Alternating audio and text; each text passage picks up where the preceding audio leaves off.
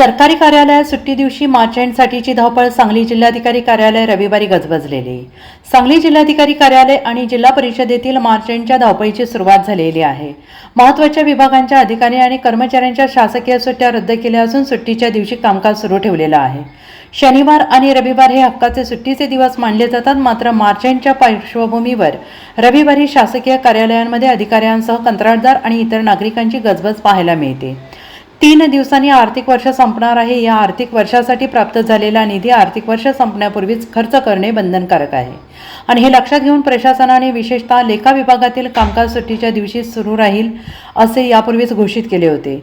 5 दिवसांच्या आठवड्यामुळे शासकीय कार्यालयांना शनिवार आणि रविवार सुट्टी असते, मात्र या शनिवारी आणि रविवारी कार्यालयांमध्ये अधिकाऱ्यांसह कर्मचारी उपस्थित होते। विशेषतः पैशांचे व्यवहार ज्या विभागातून केले जातात अशा विभागांमध्ये सकाळपासूनच गर्दी होती। 31 मार्चपूर्वी आलेला निधी खर्च करणे, निधीचे वितरण करणे आणि शिल्लक असणाऱ्या कामांना प्रशासकीय मान्यता देणे यासाठी अधिकारी व्यस्त होते आणि विशेष म्हणजे सकाळपासून ते सायंकाळी उशिरापर्यंत या कार्यालयांचे कामकाज सुरू असल्याचं पाहायला मिळाले।